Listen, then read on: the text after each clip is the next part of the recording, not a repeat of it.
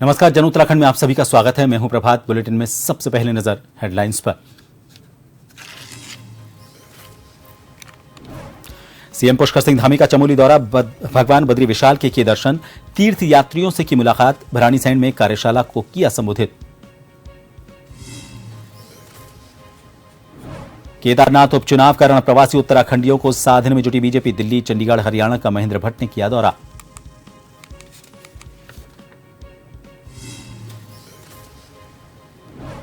कांग्रेस विधायक प्रीतम सिंह का छात्र नेता बॉबी पवार पर गंभीर आरोप, कहा ऊर्जा विभाग के ही एक नॉन टेक्निकल अधिकारी से साठगांठ, सरकार से की जांच की मांग।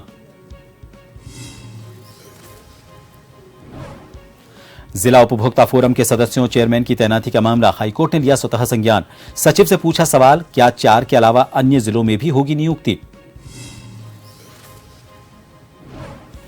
और रामनगर के गंगोत्री विहार कानिया क्षेत्र में टाइगर की दहशत, 4-5 दिन से लगातार बाघ की आ रही आवाज। कॉर्बेट रिजर्व प्रशासन को दिए गए निर्देश।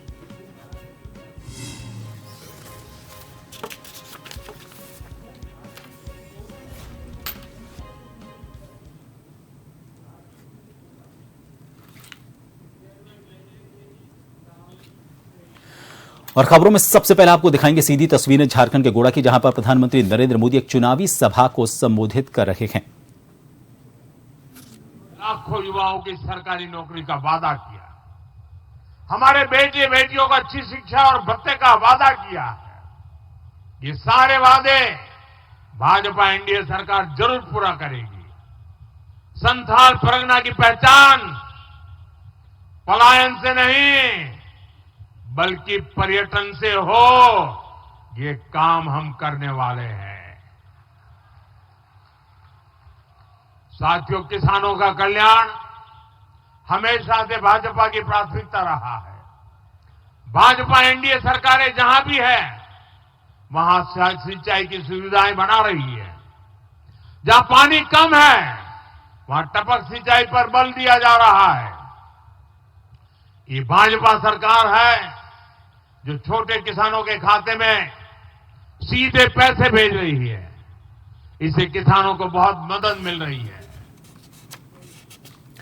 तो झारखंड के गोड्डा से तस्वीरें देख रहे थे। पीएम मोदी यहां पर अपनी सरकार और अपने प्रत्याशी को विजयी बनाने पर वादे बता रहे थे।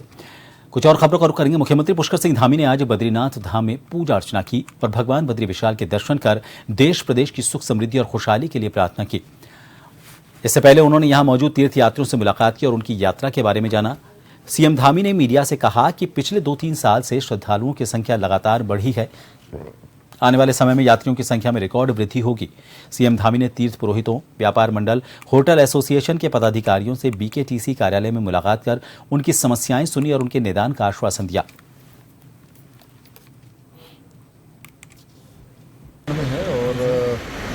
इस बार की यात्रा से यहाँ के हमारे सभी तीर्थपुरोहित समाज के लोग, हमारे धार्मिक संगठनों के लोग, व्यापार मंडल के लोग, होटल एसोसिएशन, अन्य एसोसिएशन, सभी ने बहुत संतोष व्यक्त किया है कि यात्रा बहुत कुशलतापूर्वक संपन्न हुई है, अच्छी यात्रा हुई है। और यात्रा चूँकि अब कपाट बंद होने में 4 दिन का समय शेष है, लेकिन अभी भी पूरी तरह से भगवान बद्री विशाल के दर्शन करने के लिए श्रद्धालु बहुत बड़ी संख्या में यहाँ पर हैं। निश्चित रूप से ये हमारे प्रधानमंत्री आदरणीय मोदी जी के प्रधानमंत्री बनने के बाद, चाहे वो बाबा केदार की यात्रा हो जहाँ पर भव्य निर्माण और दिव्य निर्माण हुआ है। बद्रीनाथ धाम के कपाट 17 नवंबर को रात 9:07 पर शीतकाल के लिए बंद हो जाएंगे। कपाट बंद होने की प्रक्रिया के अंतर्गत आज से पंच पूजाएं शुरू हो गई हैं। पहले दिन भगवान गणेश की पूजा के बाद शाम को भगवान गणेश के कपाट बंद होंगे। इसके अगले दिन यानी कि गुरुवार को आदि केदारेश्वर मंदिर और आदि जगतगुरु शंकराचार्य मंदिर के कपाट बंद होंगे।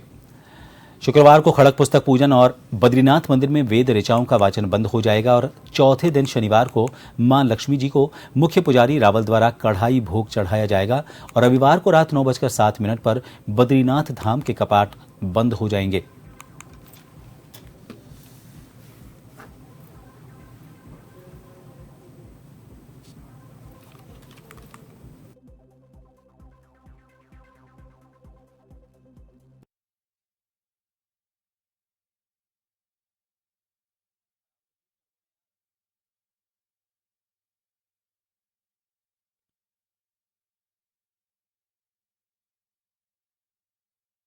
केदारनाथ उपचुनाव में प्रचार प्रसार के लिए राजनीतिक दलों के पास और केवल 4 दिन का समय बचा है और इन 4 दिनों में बीजेपी केदारनाथ के निर्माण कार्यों की उपलब्धियों को जनता के बीच रख रही है, तो वहीं कांग्रेस सरकार पर केदारनाथ की प्रतिष्ठा को नुकसान पहुंचाने का आरोप लगा रही है, जिसमें दोनों पार्टियों के वरिष्ठ नेताओं की तरफ से बयानबाजी की जा रही है। भाजपा प्रधानमंत्री नरेंद्र मोदी के कार्यकाल में केदारनाथ में किए जा रहे निर्माण कार्यों का हवाला देकर कांग्रेस पर केदारनाथ धाम के नाम पर जनता के बीच भ्रम फैलाने का आरोप लगा रही है। कांग्रेस ने केदारनाथ उपचुनाव की घोषणा से पहले प्रदेश अध्यक्ष की अगुवाई में एक केदारनाथ बचाओ यात्रा भी निकाली थी। हालांकि मुख्यमंत्री पुष्कर सिंह धामी सार्वजनिक मंच और कई बार मीडिया के सामने भी बयान दे चुके हैं कि कांग्रेस केदारनाथ धाम के नाम पर केवल भ्रम फैलाने का काम कर रही है। सरकार केदारनाथ में तेजी से विकास कर रही है।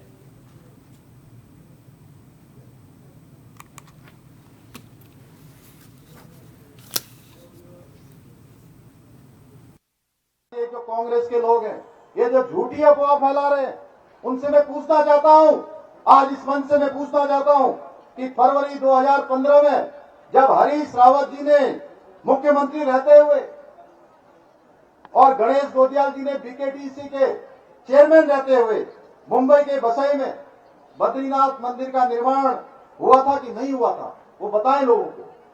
उनको बताना चाहिए कि इसमें सच्चाई क्या है, उस समय क्या मंदिर बना था कि नहीं बना था। मैं बाबा केदार के इस मंच से कोई झूठी बात नहीं बोलना चाहता हूं। उनसे पूछना चाहिए उस मंदिर के शिलान्यास में क्या हरीश रावत जी मौजूद थे कि नहीं थे। आप सभी को पता है ऐसा हुआ था, लेकिन तब ये कांग्रेस के नेता, ये कांग्रेस के पदाधिकारी, उनके कार्यकर्ता कहां गए थे भैया, कहां सो गए थे उस समय। हमने तो बड़ा कानून बना दिया, ऐसे लोगों के लिए उन्होंने उस समय कोई कानून क्यों नहीं बनाया। किसी मंच पर आकर बोले।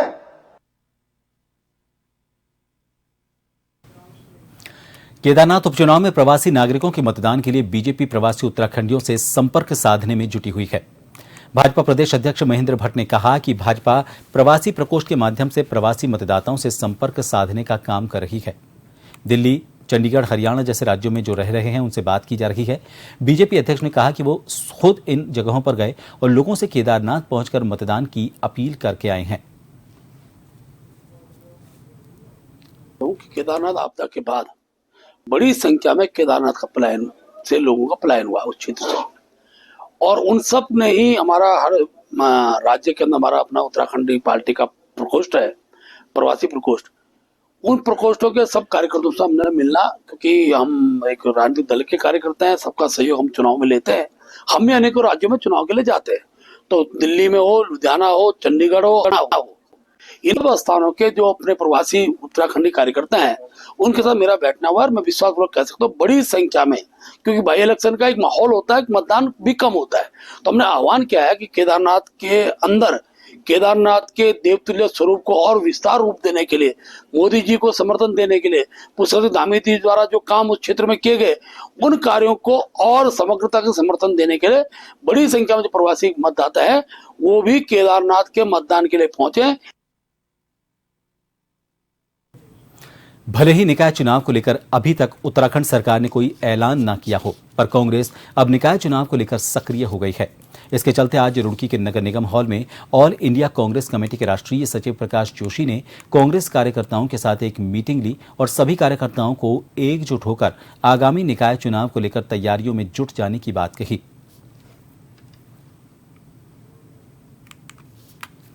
देखिए, स्थानीय निकायों के चुनाव जो कि पूर्व में हो जाने चाहिए थे, लेकिन भारतीय जनता पार्टी की सरकार बार बार उनको देरी कर रही है। लेकिन कांग्रेस पार्टी ने अपनी तैयारी करनी थी और इसी संदर्भ में कांग्रेस पार्टी ने 13 जिलों के लिए 13 प्रभारियों की नियुक्ति की थी और मुझे हरिद्वार जिले की जिम्मेदारी स्थानीय निकाय के चुनाव की तैयारी और यहाँ संगठन की स्थिति, उसको कैसे दुरुस्त किया जाए, कहाँ कोई छोटी मोटी कमी है तो उसको दूर किया जाए और आगे चुनाव की रणनीति कैसे बने, उसके लिए जिम्मेदारी देके भेजा था। आज उसी संदर्भ में हमने कांग्रेस जनों के साथ बैठक करी। बड़ी अच्छी बैठक रही, लगभग 3 घंटे के आसपास। रोशनाबाद के लिए बस की मांग की, पुल बनाने की मांग कांग्रेस ने की, टूटी हुई सड़कों पर जो है दोबारा बनाई जाए कांग्रेस ने मांग की, पुल टूट गया उसके भ्रष्टाचार की मांग कांग्रेस ने की, सोलानी नदी का पुल टूट गया उसकी मांग कांग्रेस ने की, नगर निगम में भ्रष्टाचार हो रहा है उसके खिलाफ मांग कांग्रेस ने की, पीडब्ल्यूडी में भ्रष्टाचार हो रहा है, उसके खिलाफ कांग्रेस ने मांग की। आपके जिला जो ये है, तहसील है, चकबंदी है, सब तमाम जितने विभाग हैं, सब में एक मूल रूप ढांचागत सुधार हो, इसकी मांग कांग्रेस ने की। उत्तराखंड के पूर्व नेता प्रतिपक्ष और कांग्रेस विधायक प्रीतम सिंह ने छात्र नेता बॉबी पवार पर गंभीर आरोप लगाया है और धामी सरकार से जांच की मांग की है। उन्होंने कहा कि बॉबी पवार की ऊर्जा विभाग के ही एक नॉन टेक्निकल अधिकारी से साठगांठ है। यही कारण है कि वो एक अधिकारी को टारगेट करके सरकार को बदनाम कर रहा है। उन्होंने कहा कि जब पिछले दिनों कई विभागों के अधिकारियों को एक्सटेंशन दिया गया, ऐसे में एक अधिकारी को पिन पॉइंट करके पीछे पड़ना व्यक्तिगत हित को दर्शाता है। उन्होंने सरकार से इस अधिकारी और बॉबी पवार की गठजोड़ की जांच की मांग की।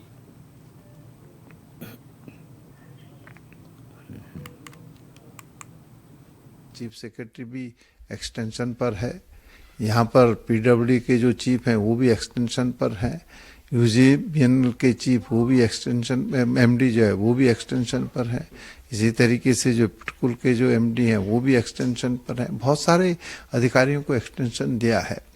तो भाई मैं समझता हूँ कि एक व्यक्ति के एक्सटेंशन पर जो इस तरह की बात होना में कदापि उचित नहीं है। मुझे लगता है, जो मैंने महसूस किया, जो मेरी जानकारी है, एक नॉन टेक्निकल आदमी जो है एमडी के पद पर बैठना चाहता है, तो सरकार उसकी जांच करानी चाहिए। इसके पीछे क्या है, जांच कराएंगे तो सब चीजें सामने खुल कर आएंगी। उत्तराखंड हाईकोर्ट ने प्रदेश के कई जिलों में जिला उपभोक्ता फोरम के सदस्यों की तैनाती के मामले पर संज्ञान लेकर सुनवाई की। मामले की सुनवाई के बाद कार्यवाहक मुख्य न्यायाधीश मनोज कुमार तिवारी और न्यायमूर्ति विवेक भारती शर्मा की खंडपीठ ने संबंधित विभाग के सचिव से पूछा कि 4 जिलों के अलावा क्या बाकी जिलों में भी जिला जजों को इसकी जिम्मेदारी दी जा रही है? क्या राज्य सरकार अन्य जिलों में भी नियुक्ति करने जा रही है? कोर्ट को अवगत करवाएं।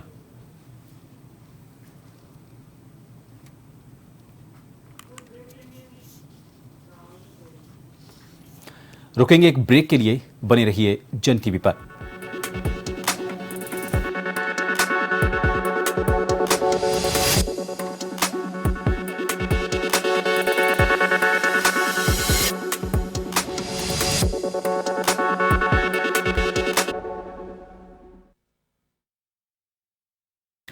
जन उत्तराखंड में एक बार फिर आप सभी का स्वागत है। रामनगर में कॉर्बेट टाइगर रिजर्व के अंतर्गत पड़ने वाले गंगोत्री विहार कानिया क्षेत्र में पिछले 4-5 दिन से लगातार बाघ की आवाज से ग्रामीणों में डर का माहौल है।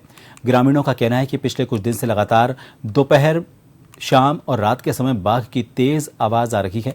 ऐसा लग रहा है जैसे बाघ बिल्कुल पास हो। इससे सभी ग्रामीणों में दहशत बनी हुई है। इस बारे में कॉर्बेट टाइगर रिजर्व के पार्क वार्डन ने कहा कि वनकर्मियों को निर्देश दे दिए गए हैं।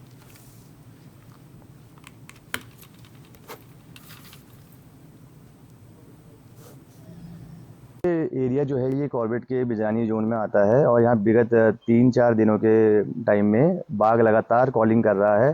बिल्कुल ही आप देख सकते हैं जो जंगल है, ऐसा लगता है कि बाघ बहुत ही नज़दीक है और दिन के टाइम हो, शाम का टाइम हो, रात का टाइम हो, लगातार कॉलिंग हो रही है। ऐसा लगता है बाघ उधर से कभी मूव कर रहा है, कभी उधर की तरफ से कॉलिंग हो रही है। थोड़ा सा इस वजह से कॉलोनी के लोग लगातार अपने घरों पे आ रहे हैं, छत से आ रहे हैं, टॉर्च से देख रहे हैं जंगलों में कि बाघ कहाँ पर है। अभी तक बाघ स्पॉट नहीं कर पाया है कोई। छोटी फेंसिंग होने की वजह से भी हम लोग डरे हुए हैं, सब लोग। तो सब लोग जो अपने घरों से बाहर आ जाते हैं, तो उसमें 11-12 बजे कभी कभी तो 1-1 भी बज जाता है कि हम यही देखते रहते हैं कि कहीं से सारी लाइटें हमारी जली रहती हैं।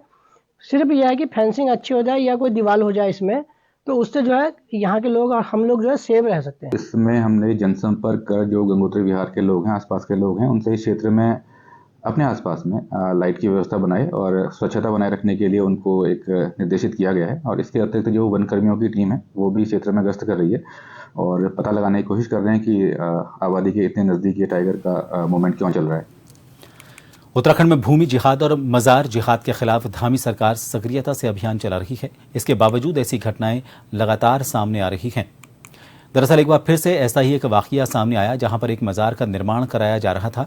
जानकारी के लिए बता दें, देहरादून के प्रसिद्ध दून स्कूल परिसर में भी कुछ लोगों ने मजार का निर्माण कर लिया, लेकिन जब ये जानकारी हिंदू संगठनों को हुई तो उन्होंने इसका विरोध करना शुरू कर दिया, जिसके बाद प्रशासन ने मामला बढ़ने से पहले ही मजार को गिरा दिया।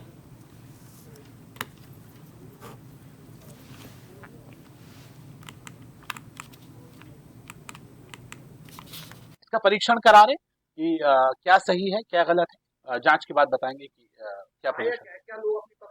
नहीं, वो अलग अलग विषय सामने आ रहे हैं कि मुतवल्ली का कहना है कि इसमें वक्त की संपत्ति है दून स्कूल के अंदर, और वहाँ पे जो मज़ार है वो मौजूद थी। वो मज़ार को शायद क्या कंडीशन है उसके बारे में सारी चर्चा करा रहे हैं कि क्या विषय है। दून किसी के कैंपस के अंदर कोई मामला है तो वहाँ से क्या उन्होंने अगर उसको क्षति पहुँचाई है तो किस ग्राउंड पे पहुँचाई है, और उनका विषय अलग है, वो है भी कि नहीं है, क्या पोजीशन थी, ये सारी चीजें सामने आ जाएंगी तभी इसके ऊपर कुछ बोल पाएंगे। मंगलौर ब्लॉक के गांव कागोवाली की एक दलित महिला की पुश्तैनी जमीन पर गांव के ही ग्राम प्रधान ने कब्जा जमा लिया। इसकी शिकायत महिला ने मंगलौर पुलिस से की। इस पर उसे अभी तक इंसाफ नहीं मिल पाया है। महिला ने अपनी शिकायत में लिखवाया कि उसका पति शराब का आदी है, जिसके चलते ग्राम प्रधान ने उसे शराब पिलाकर उसकी पुश्तैनी जमीन मात्र 70,000 रुपए देकर अपने नाम करा ली। महिला का यह भी कहना है कि उसकी जमीन पुश्तैनी है।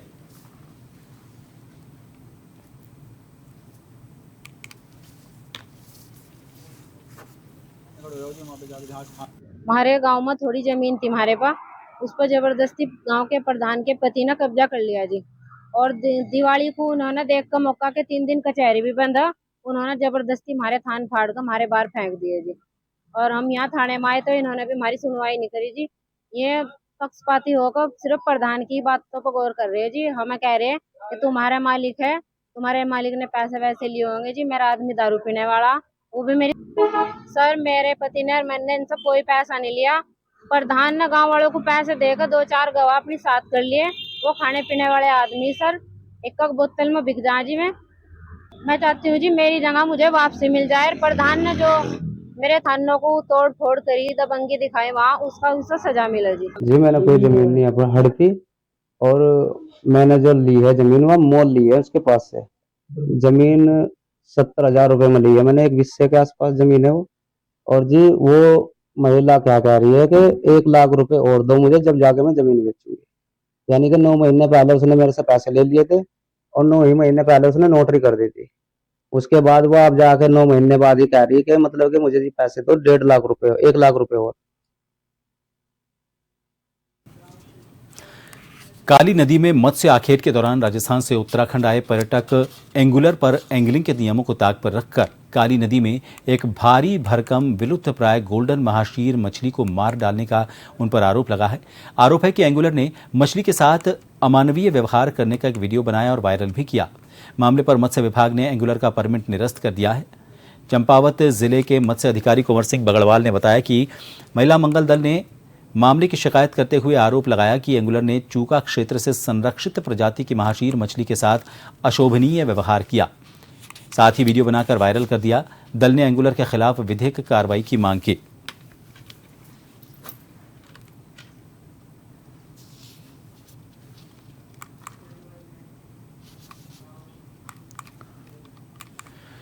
ज्योतिर्मठ ब्लॉक के अंतर्गत आने वाला दूरस्थ गांव डुमक में पिछले 105 दिन से लगातार अपने ही गांव में सड़क संबंधी समस्या को लेकर क्रमिक उपवास धरना प्रदर्शन करने के लिए लोग मजबूर हैं।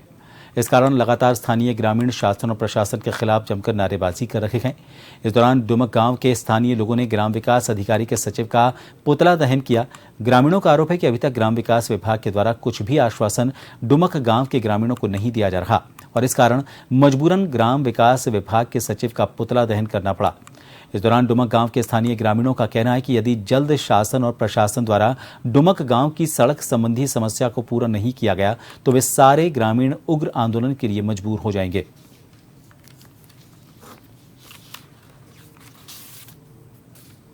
आज हमारे कार्मिक उपवास का 105 दिन हो चुका है, लेकिन शासन प्रशासन से कोई भी कार्रवाई नहीं की गई है।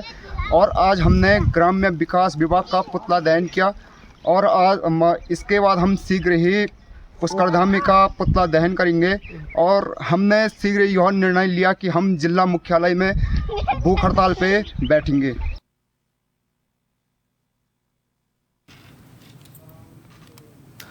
देवोत्थान एकादशी और बाबा श्री खाटू श्याम जन्मोत्सव के अवसर पर डोईवाला में भक्तों ने कार्यक्रम आयोजित किए।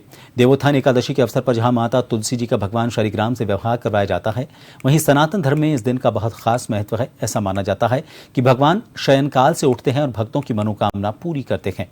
वहीं इस अवसर पर डोईवाला के सिद्धपीठ शक्ति भवन मंदिर से भगवान शालिग्राम की बारात बैंड बाजे के साथ निकली। इसमें भक्तगण खुशी से भगवान के भजनों पर झूमते नजर आए। भगवान शालिग्राम का डोईवाला में कई व्यापारियों ने स्वागत कर प्रसाद वितरण किया। भगवान की बारात पूरे डोईवाला नगर क्षेत्र से होते हुए शक्ति भवन मंदिर पर आकर समाप्त हुई। भक्तों के लिए भंडारे का यहां पर आयोजन किया गया। आज के दिन भगवान खाटू श्याम का जन्मोत्सव और एकादश का पर्व होने से आज के दिन की महत्वता और बढ़ जाती है।